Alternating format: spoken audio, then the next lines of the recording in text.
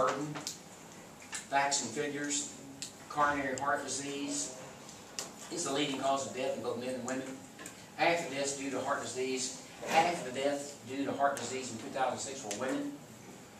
Coronary heart disease is the most common heart disease in 2005. Nearly 500,000 people, 445, they have this figure down. 445,687 people died from coronary disease, coronary heart. Every year, about 785,000 Americans, nearly a million, have the first heart attack. Another 470,000 who have already had one or more heart attacks have another attack. And we read you that some of the stuff on this right here. This is off the Google thing the other day, and then it gives this one is risk factors and so forth. And then there was another deal right here on.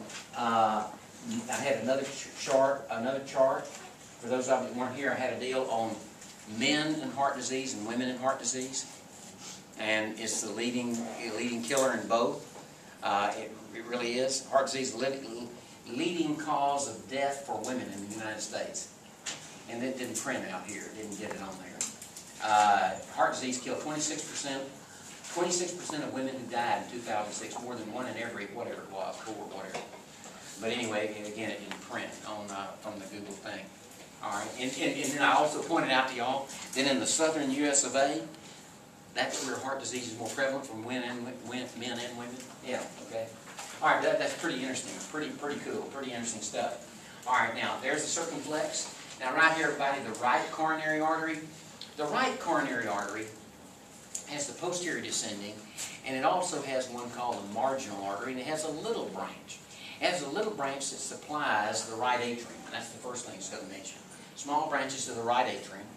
It does have the posterior ventricle, it does give more supply to the ventricles, and it has a marginal that supplies the right ventricle.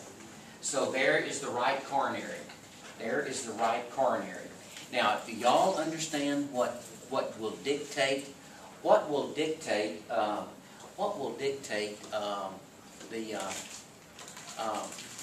bypass surgery usually, as opposed to a stent. What will dictate bypass as opposed to a stent? Does anybody remember that one? What if it said, well, Mr. Westbourne, you got to have bypass surgery? It's like the hardness. The hardness, and the hardness is due to what? Calcium. Good job. Calcium in the arteries, calcified. If it's calcified, the stent won't. I'll show you pictures of stents a little bit later on. Stents won't open it. That's correct. Stents won't work. So they bypass. The surgeons will have to bypass. They'll have to do that. Okay, but anyway, there's that. How many of you know someone who's had bypass surgery? Yeah. You know? You're looking. I've seen some trouble. Do what now? Surgery. Hmm? In high school, I saw surgery. Open it. Well, you were probably seeing some where they're doing some bypass. Yeah, they had to take like 3. Yeah, they were doing some. Like 3. Did they take some arteries down the leg? You remember that? That was really graphic. I was like, Graphic. oh, okay, watch That's graphic, wasn't it? It was cool though, because we could talk back to like the doctors that were doing it. Yeah, cool. Like, ask some questions. Cool. Now, could you tell anybody, was it a man or a woman? It was definitely a guy, very overweight guy. Okay. Okay, she said it was definitely a guy, a very overweight guy. All right, now, if you know somebody, a guy, for example, who is a heavy smoker, who is very obese, he is headed for trouble. Trust me. Because going along with that will usually be a sedentary lifestyle and high cholesterol and high triglycerides. Usually just follow in the footsteps.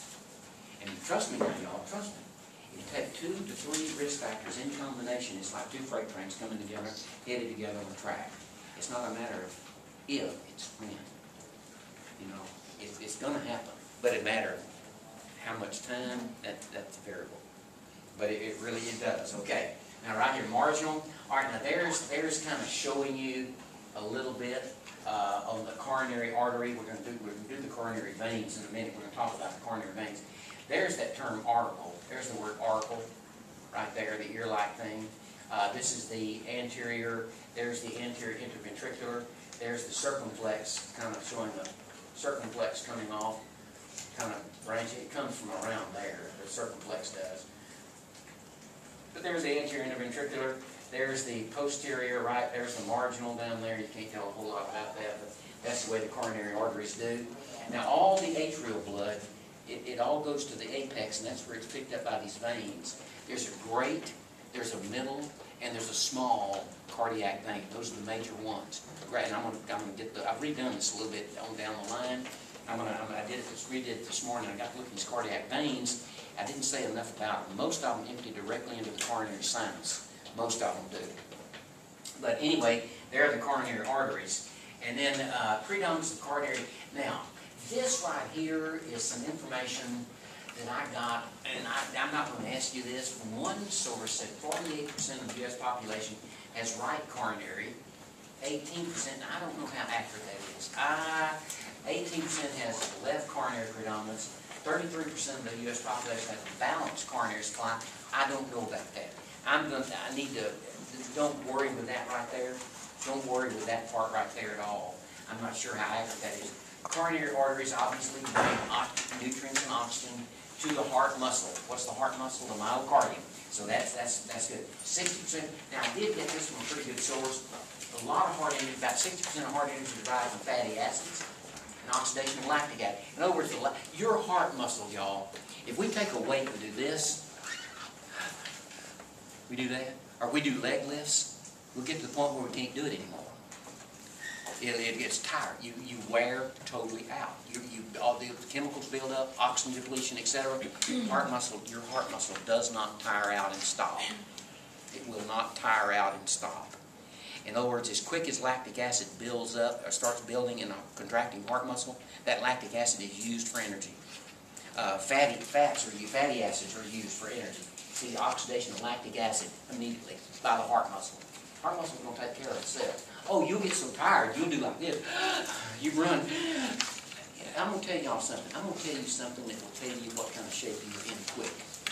This will tell you what kind of shape you're in quick. I mean, really, really quick.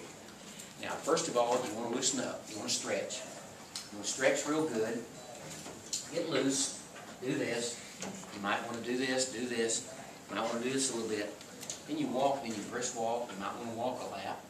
Then you go to those bleachers out there. Go to the bleacher. Now, I'm going to tell you something. This will tell you how quick what kind of shape you're in. If you get to the base of those bleachers out there at the cockpit, out there wherever the track is, where am I, back over there? Get the base of the bleacher, and you run up to the bleachers as fast as you can. And you move your arm. You go to the bleacher. I guarantee you go up one and walk down. It's never good to run down because you get problems with knees. Seriously. But run up as fast as you can. Walk down. Turn around and do it again without stopping. Run up again. And if there's not a soul in here that's not doing this, you're going to be in superb. If you do it 4 to 5 times, you'll be going, you'll be doing that. Running, in fact, there's an old boy who's played football for some 4-year university. He goes taking courses out here, out the track this summer. He was running. I said, man, I told him, I didn't know the guy. I was doing some stuff on the track. I said, man, that'll get it quick, won't it? He said, quicker than anything I know.